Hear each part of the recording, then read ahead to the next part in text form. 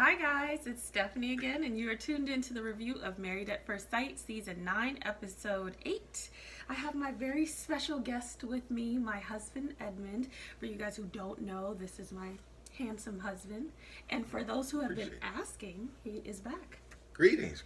I'm excited to be back. It's a lot of good stuff going on in these last couple episodes, so excited to be back in the building. Okay, so I'm going to put you on the spot because they have been asking for your opinion on season 9 so far. So tell them a little bit about what you think about the couples. Oh boy, I didn't know we start off like I that. know. Straight to you it. on your toes, man. Okay. Well, all I can think about is the last couple episodes, but I will say just overall the season I think is it's actually been enjoyable. It's been a good season. I think I like the couples overall. I like the growth that people can learn from the different couples. So I would say that. Okay. So I'm gonna keep putting you on the spot. You see how I tried to slide it back over there, try to get out the hot seat. Because they want to know what you think. So I'm gonna throw out the couples. You tell me what you think about them. Okay. So Iris and Keith first. Oh, the holier than thou. Okay. That's Well, I will say this. I think Keith is pretty mature for his age. I like him. I like how he, fellas or even ladies, whoever's watching this, one thing I can say, you know me, I'm always thinking about the learning lessons, the what I call legacy lessons. But what can you learn from the individuals? I would say from him, he tends to be slow to respond to things. He doesn't autopilot respond. He thinks before he speaks. That's a sign of a wise man. And even though he's fairly young, I admire that about him. At times he says things that shows his age, but for the majority, he does that. I think it's tough. The last episode, it was kind of tough, because I dealt with losing my grandmother as well, and that her being there during that time, I think is also a good time. He handled that well, at least on camera, but it's early too. That usually takes some time to get over. So I admire him for that. I admire him too for his patience for so far. I know he's it's kind of last episode he said some things about the virginity, and I have my thoughts about the whole virginity thing as well. Well, let's go into that. We'll change it up because I was going to ask you about all the couples, but we'll start with each couple. You can give your 2 cents on it and then say what you think so far. So with Iris and Keith, they had a tough episode, the last episode, and his grandmother unfortunately passed away, and it's very early in their marriage, and there's a lot of emotions around that. So, what do you think about that? Well, I mean, that her showing a lot of support. I mean, that it's two things. And I know this may not be the popular opinion, but sometimes, and I had a friend who went through this. Sometimes when a person is grieving, they might cling to a person, and that person becomes more than what they truly are to them. Especially when they lose like a parent or something like that. It's calling trauma bonded. So you bond basically over the trauma, and so that relationship becomes very significant, but there really isn't much depth to it. It's just like surface significance. And I don't necessarily think that necessarily is their case. I think they had a good bond anyway. Right. But I'm just saying for people watching, sometimes, and then they'll feel like if they leave this person, they're leaving a piece of their grandmother, or they're leaving a person. They can't leave the person because of what they've been through, or they were there for them. Yeah. And some people, I don't think she's doing this, but some people, especially, I hate to say this, fellas, but men, a lot of times will use that to manipulate. Men and women can use that as a control. So be careful of that. If you're going through something or just left something, people, men write songs about it. I won't treat you like him, and I won't do that. Bro. Yes, you will, Joe. You will. You will do it. That's every song that brother comes out with is always, they want to love you like he. Come on, man. Well, why you ain't loving nobody right now then? I mean, come on. I know we're getting off topic, but that's what I do. If it's your first time watching me, get ready. All right? So anyway, that's that part. And then the second thing, so the virginity thing. All right, so here's the thing to all my good folk out there. I don't believe that the human body was created to not have the level of sex and intimacy and the connections for that long of a time. For it to be, 35 or whatever that is. If you think 27, but 27, okay, well, that's you collect some dust in 27 years. you got okay. You have to dust the record off before you put it on the turntable. Oh my God. But I'm saying, no, seriously, I believe that we even and I know it's a lot of religious things, but people got married a lot earlier. And when you think about the text, that all these rules were created in all religions, and is a reason that the human body releases certain chemicals and certain hormones happen via sex and certain stress. That is natural. That's a natural thing for just mammals, period. And it's a natural growth and maturity that has to happen, not just in life. Sex creates parallels within the way you are in life, the way you are in business, the way you are in, I've been through all types of self-development stuff, and it shows that. And so she has a certain closed area of her growth in life that has been closed off. Now, it's a very respectful thing. I commend her on that. I'm not saying she should have lost her virginity to just some random, or that people shouldn't wait. I'm talking about anatomy and biology and just the chemistry of people. And it also is putting them into a situation where he does have to pretty much go back to being like a teenager, or when they lost their virginity, he has to go back to the coddling and he has to become her dad a little bit. Like, he has to train her sexually, which they're not learning together. He's already there. Yeah. And he doesn't get that experience of learning from her from experience. But they can. The beautiful side of it is that he has someone that has respected herself enough to keep that. Not if you don't respect yourself, if you have lost your virginity before, because, look at, it's not a total, it's not one or the other. But, because, I mean, we didn't fit that bill, but it doesn't matter. We don't have to talk about that right now. Oh. I mean, come on. Okay. Back to Iris and Keith. Well, I waited for you. Okay. For about 20 minutes. Okay. Back to Iris and Keith. So, his synopsis is spot on with kind of like maturity and the way that sex can expose you to a different level of maturity, which is why it isn't good to do it too soon, honestly. That's true. With my synopsis for Keith and Iris this episode is, I think they had like a lot of great moments. If we leave Lemonade Gate alone. I do want to talk about that. Okay. Well, if we leave Lemonade Gate alone, like they were able to, and maybe the passing of his grandmother kind of forced them to move beyond what is really not that significant. We can pull out significant things within that situation, but it's not really that significant when somebody's so special, you lose them, and it's so early, and there's like a lot of things going on. So I love that she was able to step up. She's very mature. Yes, she has her quirks, we all do, but she's very mature, and she's very aware of giving him as much as she can, with what she can. There's certain aspects of her that she just hasn't given anybody, so she doesn't know. My only concern with her this episode was when they were playing the game, not the game, but the questions, the fishbowl. She mentioned early on in the episode that it doesn't, she's not completely inexperienced. She just has not had intercourse. So her level of immaturity in that conversation, I think that was Keith's bigger issue than just her not, being a virgin, is the fact that she was unable to want to talk about it. And I get it, because we saw her in the confessional get kind of emotional about wanting to put it on camera and really having that, and that does make her uncomfortable. She's entitled to that.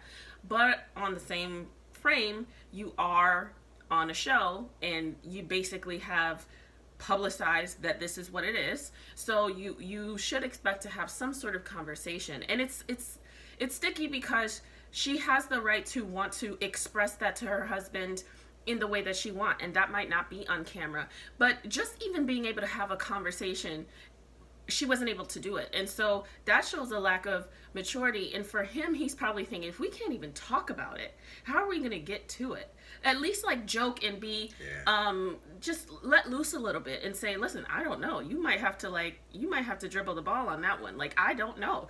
But she was very uncomfortable. And so that is where we're finding Keith have more reservations, because the problem isn't necessarily her virginity, and that's not a problem to begin with, but the problem for the two of them isn't her virginity and him feeling like, oh, okay, I'll never get this. It's more like, am I able to be mature enough with you to get a level of intimacy that eventually leads there, and she's not demonstrating that right now. It's more than her being a virgin. She's like a childish, like, in that manner. Yeah. Well, it's like, okay, so we all know when they asked what's the favorite position, we already know where it was going. Yeah. I mean, you know, most people, the doggy is real. You know what I'm saying? Doggy is the key to life. You know what I'm saying? But it's a mature position, right? It's not, oh my God. You know, and I think she wants the rainbows and lovey, and like she probably was waiting for a missionary girl. Well, I have a friend who's a virgin, and she's not that closed off. Like, your virginity doesn't mean you can't have fun. But she looked at it as like a bad thing. Like, she looked like, oh my God. She needs to let loose a little bit. Like she's disgusted at him or something. And he doesn't, just because she decided to hold out doesn't mean he needs to be looked at or judged or looked at in a way that's negative in any way because he likes certain things. And I think that's where it's starting to become like, eh. And I think he kind of slid it on there a little bit when they were like, what's some of your issues in a relationship? He was like, well, when somebody thinks they're always right. And that's one of the things a lot of, humans, we want to be right. Mm-hmm. And I don't think that whole lemonade thing was resolved good enough. And what I mean is there's two things that happen. The coming in the door, I came from, my house was open there. People be in my house when I wasn't even there. And so we had an open, very, shared type of philosophy at our house. The Kool-Aid was everybody's. But for her to have that feeling because, she's the only child, it's okay, but it's not okay to snap, at people and to act like your way is better because that's the way you grew up. And just to say, like with me, just because I grew up that way doesn't mean it's better. It just means we need to have a conversation about it. And then the other thing, being in a frat, like telling the bros like that they can only drink a 2-drink minimum, that's very childish. Like you cannot tell. And what's happening, she doesn't understand that when you're married, this is your home, and her friends and family, and his friends and family have to both feel welcome. And there's nobody on this planet that can tell me what my drink minimum is, except for maybe you. And other than that, I can't go to somebody's house and tell them that. And I think they just kind of move past that. And that needs to be addressed. And I don't think he has the tools to address it. And I don't think it's going to be addressed at all. I hope it is. I think it'll come back up because it's a control issue. It's not about the lemonade. And I saw some of your comments. I didn't get a chance to respond to everybody because there's just so many, which is a blessing. But I saw some of your comments saying it's not about her being an only child. She's just a selfish adult, or whatever.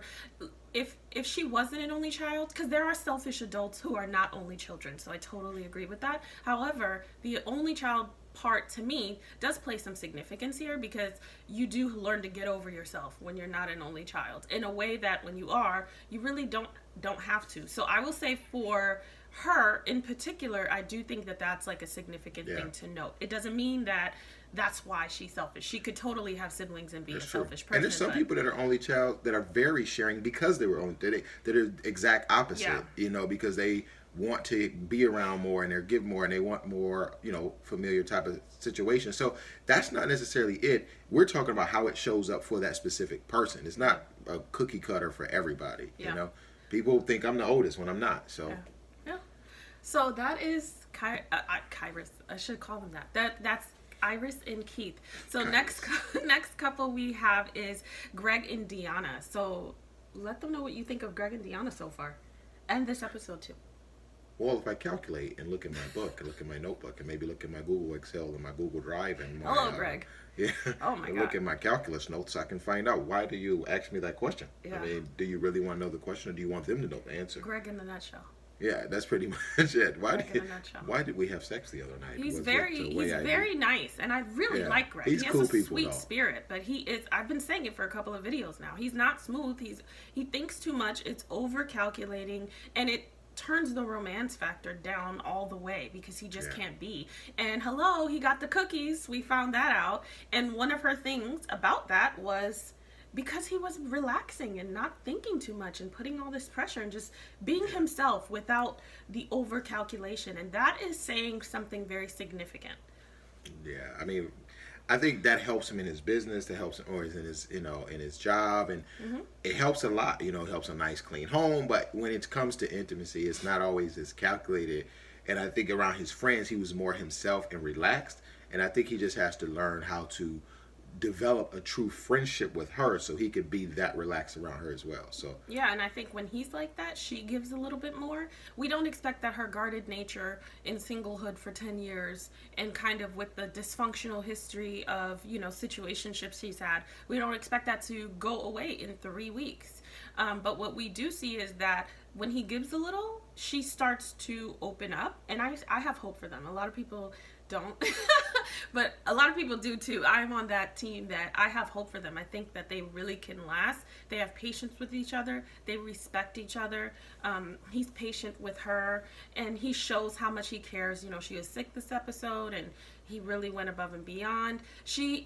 I think her being sick forced her to be in a position that was like transparent and vulnerable because she doesn't like to be there. And so she said, we had to get there. We had to get to that uncomfortable place that is like good old bubble guts. Yeah. Huh? That'll get you. That'll turn you on real quick. That's we had to get there, and that's marriage. And that's uncomfortable, but they got there.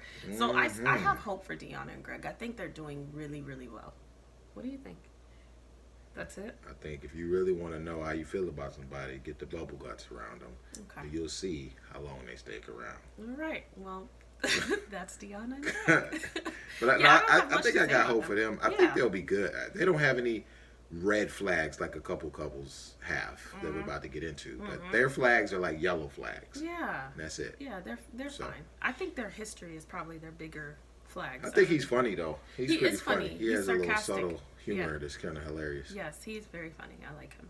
All right, so that is Greg and Deonna, and next we have let's do Matt and Amber. That's big Tall fella, guy. right? Yeah, Okay. Yeah. Oh man. Well, Matt came home. Thanks, Matt. First of all, let me just say, Dr. Pepper is the real MVP for this episode. She is the GOAT. Like, she came in guns blazing, and I loved it. That is my style of therapy. I think there's times to be soft, but I think there's times to be. She does it with a smile though. It's kind of funny how she does. Oh, I love it. She was very direct. She wasn't sugarcoating. She came in guns blazing for everyone, and she held them accountable. And she did not back off. I really enjoyed seeing. This is probably the best I've seen Dr. Pepper. Not to say that she hasn't done this before, but I don't think I've ever seen her in all the seasons we've watched come in like so regimented about what needed to be said and what needed to be addressed. So well before we do that, the couple before, I wanted to say like what would be like the major takeaway from them. What would you say, like, if you were to give them advice from how they gel so well? Because sometimes we focus so much on the challenges, but then we may not highlight the things that they're doing positive so that people out there can do them as well. What would you say from their relationship that is good? Greg and Deonna? Yeah. They're able to have uncomfortable conversations and respect each other and genuinely move on. Like, we've seen a couple of conversations that I think all watched and were like, oh, this might not go well. And they really hit it all the park with listening to each other, even if they're having this internal process where it doesn't necessarily look as calm. They don't reflect that to each other, which gives them the space to continue to communicate. So, yeah, I like that about Greg and Deonna. Okay. All right. Yeah. So, in the couple we're on, Matt and Amber Tall. Okay, I think that what we just noticed here is just how powerful a person's past and upbringing and past hurt, if not healed or not moved on, and I think this just goes to the power of therapy, of working on yourself, because those situations will come up and they'll flare up and they'll make things more than what they are, or maybe less than what they are. And I think that is showing so much with both of them dealing with with her dealing with the abandonment part, or and it really... They both have abandonment issues. Yeah, and the thing about it is that whatever happened, happened. And if that can get resolved, then you can say, hey, my new possibility for myself is not that I'm this person that is abandoned. I'm using that as a reason to flare up. Just that has to be resolved so that she does not have to stay this abandoned person. And that can be resolved. A lot of people think that because they happen from their parent that it has to be that way. They have to trigger that way. And same thing with him. It's no, and I don't want to say excuse. And I love how Dr. Pepper handled it. It's like, look, maybe you don't know. Maybe. I believe he's old enough to maybe know a little bit better. But let's just say for whatever reason, he didn't know. He's been living kind of on his own in his own way. And that's weird because he said they were close before the divorce, but he's been living on his own since 16. And so... Yeah, and that background gave us a much better idea of where he really comes from. Because all we thought was, his parents got divorced 2 years ago. So we imagined this tight family, and then the divorce happened, and then everybody went their separate ways. At 25, 26 or whatever. Yeah, no, but this has been going on for a long time. So it makes more sense as to why he acted the way he did. And what I was telling her is what I think him being around her family maybe brought some things up. Being accepted, knowing that it's not that way with his family, maybe some other things. Yeah. So, and this is something I didn't bring up when they were talking about kids a long time ago, because I hadn't been on the show. I want to let you all know something. Especially ladies out there, if you're dating somebody, you're bringing up kids too soon. First of all, that's tough. They are married. But when she was talking about the name being, what was it, a junior, a third, a fourth? A fourth. So his, I think, would be single. Would be a fifth. Yeah, and I'm a fourth. And the thing is, what you don't realize when you say that, when you bring up the name, like if you say my full name, a lot of times in those generational things, our parent, like my dad is Edmund. My nickname is Skip, and my mom never calls me Edmund. So when you say Edmund, I'm thinking of my dad. I mean Eugene, actually, that's my middle name. But when you say Edmund, that's my granddad. And so when you start saying these names, they can trigger things in the relationship with the parent, with the dad. And if you bring on a fifth, you're now associating that with the lineage that he may not even, doesn't seem like he wants to be associated with. So she was probably bringing up more than she thought, and she was probably clueless to the thought. Yeah, of course, yeah. And it does that. To have your name to be somebody else's name as a man, most women don't ever experience that.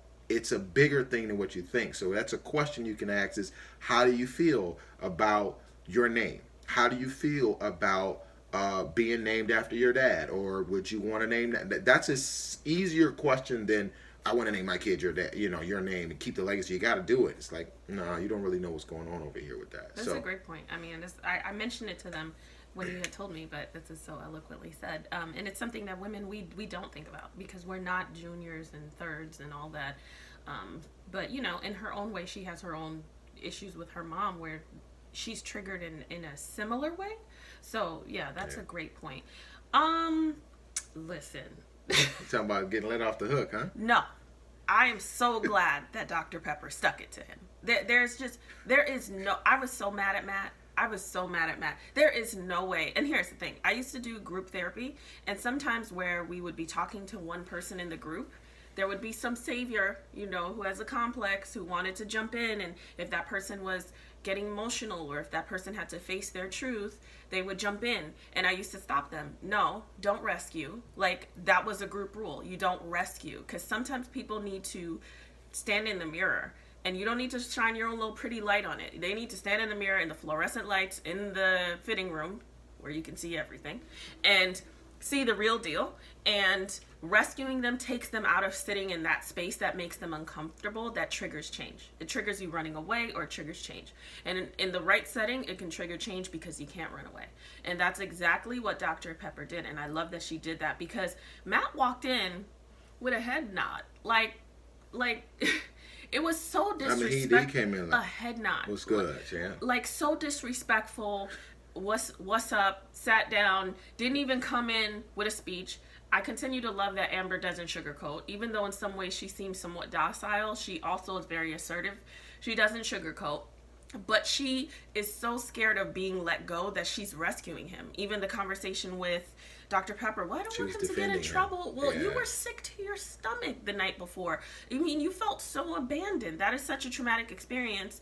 And she's wanting to save him. He's been saved, which is why he continues to show bad behavior. And I struggle with him not knowing that you shouldn't come home. Like, I don't care. If you're out late with your friends, okay, it's a guy's night. You come home. He didn't have his ring on. Very specific things that, even if it seems that he's so clueless, let's just say, let's give him the benefit of the doubt, even though I don't believe that to be true.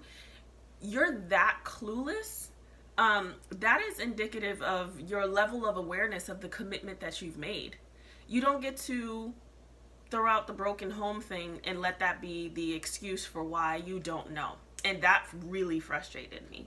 And he just, once again, if you noticed, he's sitting there. And, you know, I'm starting to see that Matt is as expressive as we can expect him to be. Like, we're expecting that he looks a different way.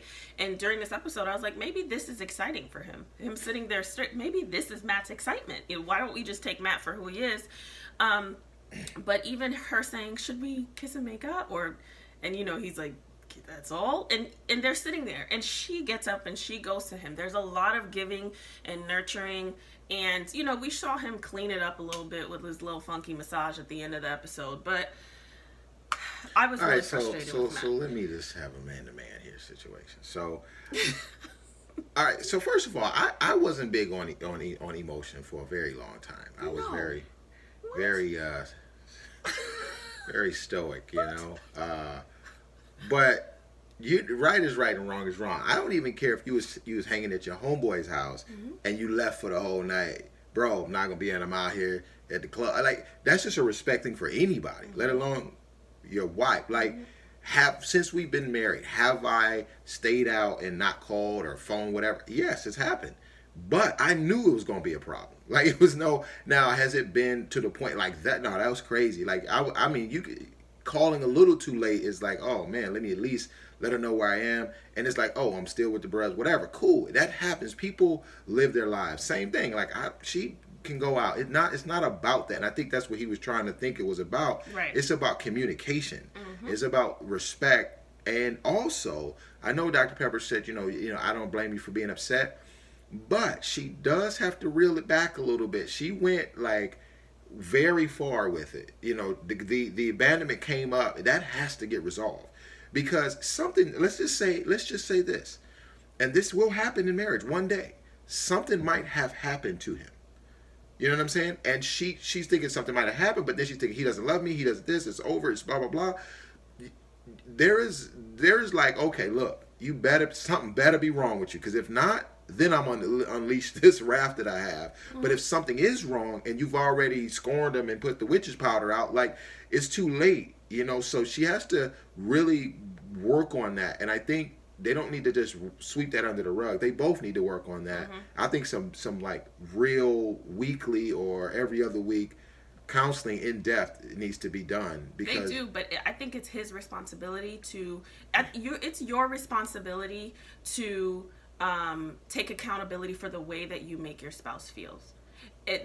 We do have our own set of emotions, but it is if I'm feeling insecure, it is your responsibility to make me feel secure with something you probably triggered. And I got another part. And he does not do that. So if she goes balls to the walls and nothing's wrong, and you come in and you give me a head nod like we're selling drugs on the corner. Matter of fact, I take that back. I forgot one major element. I scratched what I just said. I forgot he didn't have his ring on. I forgot that. Okay. We're forgetting the big stuff. Take it back. Like, that whole I was working out, didn't think to put it on. Bro, no. Like, that, every man, like, old boy lost his ring in front of his wife and almost got castrated. Like, she was gonna stay a virgin. Yeah. And I felt it. I'm like, bro, find the ring. Like, all married men have done that. We have temporarily lost our ring, hooping or somewhere, and we just like, oh my God, I gotta find it. I did it at my sister's house. And she like, boy, you better find that ring. I just started Googling like the replacement rings. Man, but he comes in like, what up, my G? Like, you know, like, what? I would, man. Yeah. I forgot about that. That's we should have filmed watching it so you guys could have seen our response. Because I was saying like he maybe, you know, I'm like, oh man, he full. And then it got later and late. I'm like, midnight, okay, he's gonna call. And I'm like, ooh, 2, 3, ooh, 2 the next day. And then I'm like, he doesn't have his ring on? It's just, and the way he walks in, I think that's what irritates me the most. Like, there's zero accountability, there's zero awareness that you're dead wrong. It's just, and then like, what for? And let me tell you the other thing. Here's the other problem with that nobody's talking about. What friends are going to support you in that. My friends would have like duct taped me and threw me back to the house. Like, That's a bro, great point. you're not about to have. Because here's the thing.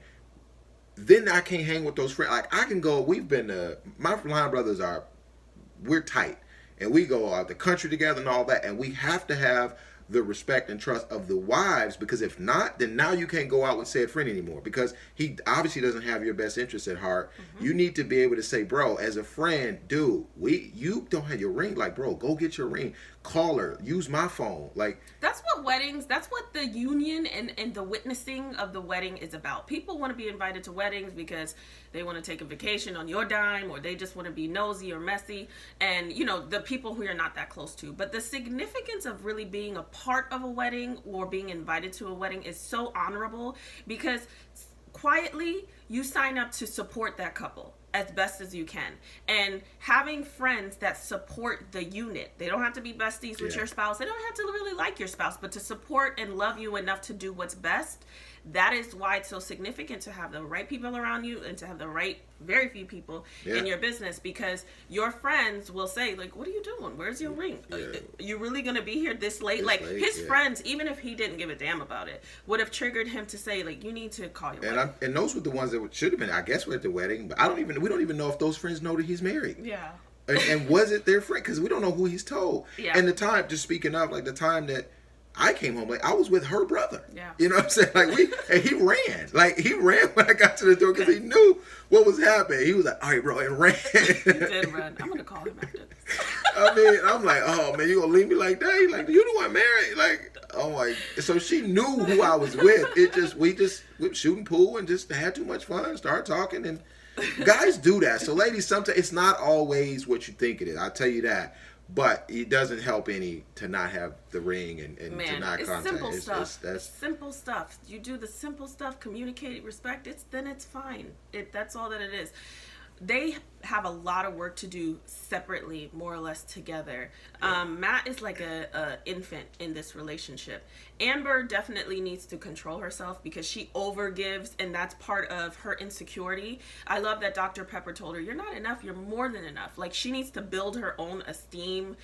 She needs to do things that are self-care for herself, not to impress her husband or not in conjunction with her husband. She needs to really focus on herself and maybe have some conversations with mom. Mom knows she abandoned you, but maybe have like a real sit down conversation or family therapy with mom to put that to bed. I think there will always be a tinge of a trigger, because that's your mom. Your mom and your dad are very significant people. If it looks like that, then your mind may go there, but to gain tools that will help you control that, like, autonomic response, because you have cleaned up the past, that will really help her in that next relationship. And he has a lot of work to do as well.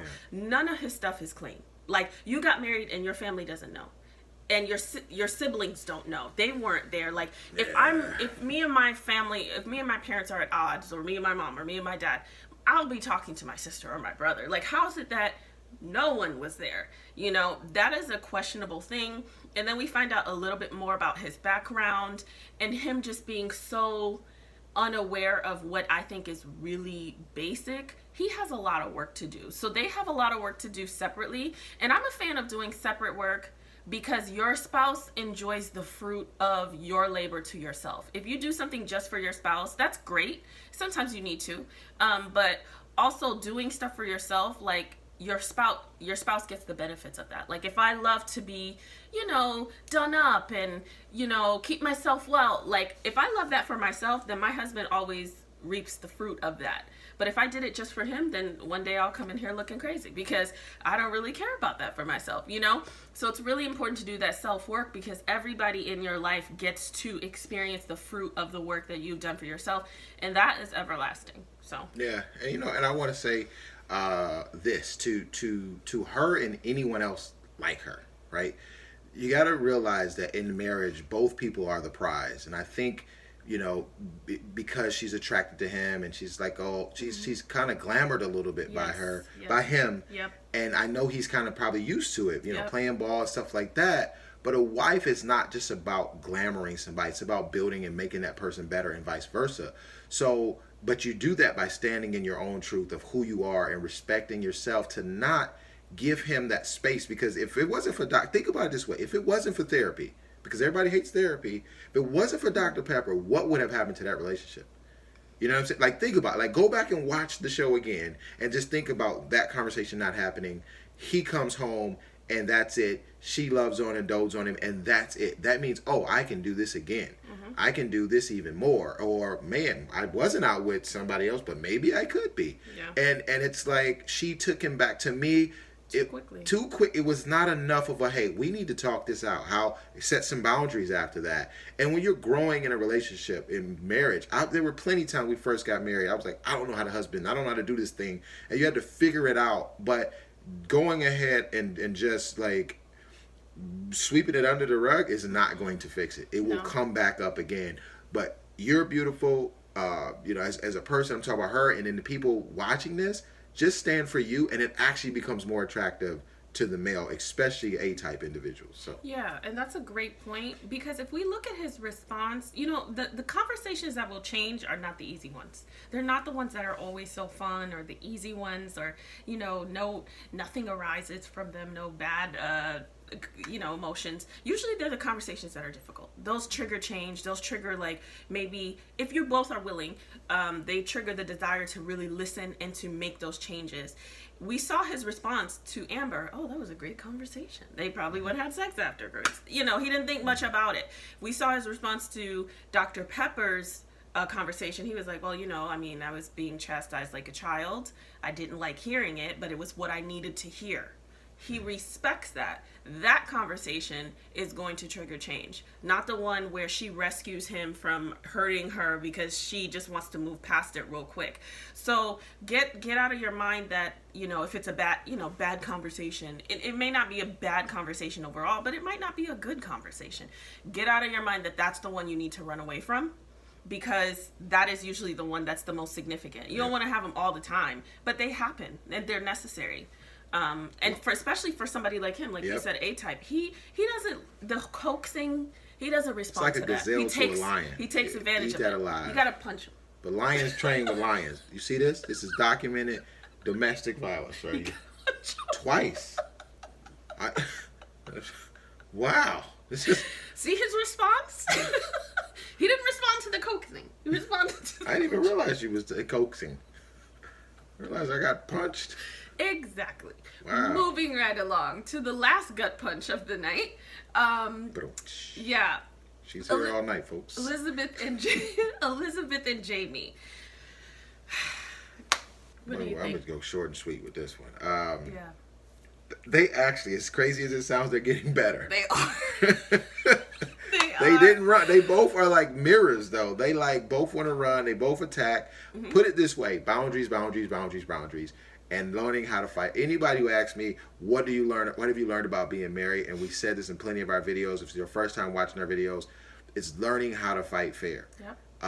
And while we're watching, we're like, oh, that wouldn't have happened. That wouldn't happen. That wouldn't happen. Mm-hmm. Or if it did, we clean it up quick. Shut it down. Belittling is one of the worst. Ladies, do not belittle a man, especially around the bedroom, in any type of way. Do not use that in an argument. It is probably the worst thing you can do. It. That's like a man saying you're fat and ugly and I hate you, like all in the same sentence. And it's just like, those are like words you don't use. And that he really wanted to check out during that time. And you're on TV. That's like the worst. And she could have went deeper, but I'm glad she left it right where it was.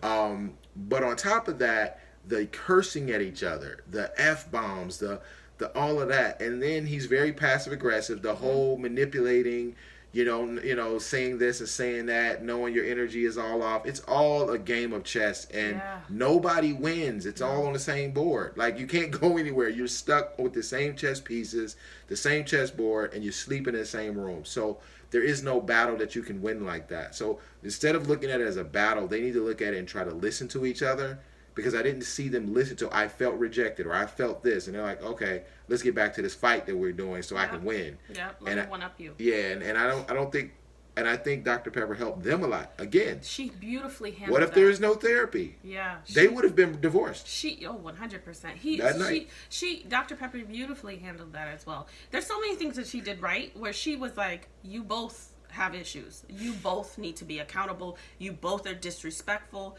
You both trigger each other. Like, y'all are one and the same. Because you both are sitting there thinking it's the other guy. And you guys are actually the same person. You just present differently. One of the things that I love the most about what she said is, like, this is the person that's supposed to be your safe space. And this is the person that's supposed to be your best friend. And you should treat them and love them. Something along the line. She said something very warm and fuzzy. But sometimes we forget that about our spouse. Like, this is the person you're supposed to be closest to and building a life with. And this is supposed to be your safe space. And sometimes we take each other for granted. I know a lot of couples out there do, because that person will be back, you know, they'll be here, they'll be on the couch later. We take them for granted. Somebody else walks in the room and we're smiling, even though we might not be able to stand that person. We're smiling, but my spouse is my spouse, so they get the best of me. And sometimes you need to fake it for your spouse too.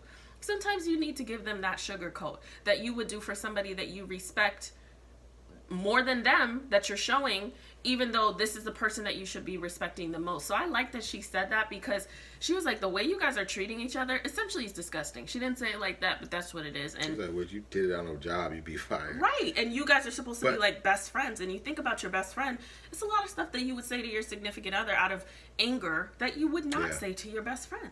And I think them getting that advice when, even though I think he used it kind of in a controlling way, when it was like Dr. Pepper said, don't leave, Dr. Pepper. I think he was sticking. Yeah, but the fact that she, and I don't like that he said, oh, if you leave, I'm going to get a divorce. Like, that's a no-no. But the fact that she did stay, it said a lot. She's like, okay, because she was going to her familiar, which is to leave to check out, which is the same thing he does. Yep, they do the same thing. And then the next day she wanted to leave in the morning after she thought about it. And then I do like that, and that's the point of having a difficult conversation and not coddling. He actually helped her grow by staying the first time and the second time, even though it wasn't in the best of ways. But was she going home to her house or to be alone, or was she going to her parents? Because a part of me felt like she was going to get the support from her dad, but I'm not sure. I don't know. I felt like she probably wanted to be in her own space. She made a comment like, I want to be around color. Her own space is probably comfortable. You know, the walls are bland there, and she's a very colorful person. She probably wanted to be in what was familiar. But to your point, it is important what you share, you know, especially, just remember, you're the only one in love with your spouse, okay? Yes, there are certain people that you go confidently to and you reserve a certain amount of information, or if you want a different perspective or frustrated, but there's a limit to that, especially family and friends. I really think full disclosure should only be to like a therapist, because when you go back to your spouse, loving them because you guys have moved on, because that's what relationships are, your family and friends keep a tally, because they don't have the same dynamic, because they're not supposed to. They keep a tally. And a lot of times, and me and my girlfriends, we talked about that. Me and one girlfriend in particular, we talked about how we need to do a better, this was a long time ago, so we do it more now. But at the time, we talked about how relationships weren't working out, or when this person, you know, did something that you didn't like. But when, you know, when they do all this amazing stuff, oh, he's fine. How's so-and-so? He's good. So we make it a point to talk about all the wonderful things that, you know, my husband does. I do that with my sister, you know, all the wonderful things, because people will get a tally. And A, you don't need to tell them everything. B, you don't need to always go to them. But C, you need to also be mindful of how you're expressing your experience with your spouse, because that's what they'll take. If they get a good mix, and this is, you know, I mean, use your discretion, but if they got a good mix, then they know, oh, okay, they're like the people that I'm close to, oh, they might be going through it, but especially older people. Older people like, yeah, he's a good guy, child. They're fine. You know, but if they only hear negative, whatever, then they're going to be like, oh, that's a problem, because every time you come to me, it's negative. So it's important. You know, I think she was going home, but it's important, like when Matt called her dad, and said, you know, I don't know why I like him. The last person she should have called was her dad. She called him? Not Matt. I'm sorry. When Amber called her dad about Matt when he didn't come home. I know we're jumping around. She called her dad? Yeah, she called her dad. And no, she was like, that's the worst thing you can do. I was thinking the same thing with the old girl. Like, that's the worst thing you can do is bring that in there because that's going to stick, you know? And you just got to be mindful of that. And certain one thing you were saying, you want to tell them about certain things you say you can't take back? Maybe you're talking about the Caucasian. The basic Caucasian sex. What is basic Caucasian sex? Here's the thing, and Elizabeth, because Dr. Pepper brought it up, and she was like, what did you mean by that? Like, what were you saying by that? And I think we can all like infer what we thought, but really. But then you still have Christian Grey, like, so what is that? Was it caveman sex? I think if we see how she responded, she literally said, he said something that made me feel a certain way, so I just threw it out there. I don't think she was even, and maybe she was, but she literally just threw it out there to. What's the opposite then? What is? I don't know, but there's certain things you cannot take back, and your spouse will check out, and they might be there, but until you really address it, you may or may not be able to take it back. That's why there's rules of engagement. There's rules of arguing. I said that last week about the way that they should argue. No belittling. No belittling. No cursing. You know, and here's the thing. I said this as well. You may cross a line because we're human and things get fiery, but you don't know that you've crossed that line if you've not drawn it. So it's important for you to, like, that's why we said certain things in that conversation where, like, oh, that would have been done. Because if it would have hit one point, we would have shut it down because we know, okay, this is not going to go well. So let's just kill it right now so that we can get back to a place where we can respect each other in our communication, even if we don't really like each other in that moment. And it's just human behavior. But think about it this way. Any sport, right? If you go on offense, the other person's automatically on defense. Yes. Period. And as soon as they defend, they're going to go on offense. It's just the way people work. Nobody's going to sit you to let you score all day long. I know y'all. Can you tell football season is upon us? Oh man, it's August 1st. Woo, preseason games this weekend, baby. Fantasy football, you get no attention except for on 6 days out the week. 6 days. 6 great days. It's Monday, Thursday, and Sunday night football. You know. I know, okay? It's not 6 days. Well, those are only nights. I find other stuff to do. So 5 days. But yes, I mean, they really have to learn how to communicate and make sure that they don't. The worst thing that Elizabeth can do is go tell her dad, who already is the first love of her life, who doesn't want to make room for another man. But, you know, they say they love each other. They say that they're into it. You know, I kind of stick with my first round predictions that I did last week, where I don't see it really going the long term. They would really have to stick to the rules that they set to even have a chance at having something long term. Same thing for Matt and Amber. Matt is a baby. You know, we're expecting Matt to get into this car and drive, and he doesn't know how to do that. And unless he's really pushing himself to get out of his comfort zone, you know, we're going to see that these two couples, which we saved for last, are going to really struggle or continue to struggle. Yeah, that's going to be tough. Yeah. I think they can make it, but I don't know what making it will look like. I don't know. It's going to be a roller coaster. I feel like watching Elizabeth and Jamie this episode was a roller coaster because it was like she was ready to go. She had her purse, and then she sits down, and then she's on top of him, and it's like I was glad she didn't leave. So that was growth for them, believe it or not. But it's like just that quick it could go back up. But I think what I mean by that is, like, if they do the self-work, they can grow, because the way they are right now, they will have a difficult time being married to anybody. Right. And that's what Dr. Pepper was saying too. It's like they have to use this, and that's what I do like about the show. It shows you who you really are, and you will be the same person in the next relationship, the next, and that's why probably some of these people are getting on the show. But here's the thing that you're not seeing. They're not getting on the show that's making them better. Mm-hmm. They're getting therapy, which is they're getting exposed that helps you grow. And that's the only way wounds heal. They have to be open first. They have to be ripped up, and then they can heal. And I think that's what this is exposing people to. Some people are just being matched from the jump, and it's been just great matchmaking. But a lot of people, even if they go on and they don't make it here, they're different people and better people for a relationship because of the show and because of the therapy. Yeah, and they end up in better relationships as better partners. Because they have a better relationship with themselves. Right. And I think that's what everybody should take from this. So. Absolutely. So let me call the abuse line. And, you know, you'll be all right. I'll be all right. Bruise too bad. No, I hope not. All right, guys. So thanks for watching. I hope you enjoyed me and my hubby. I'll try to bring him back another time during this season.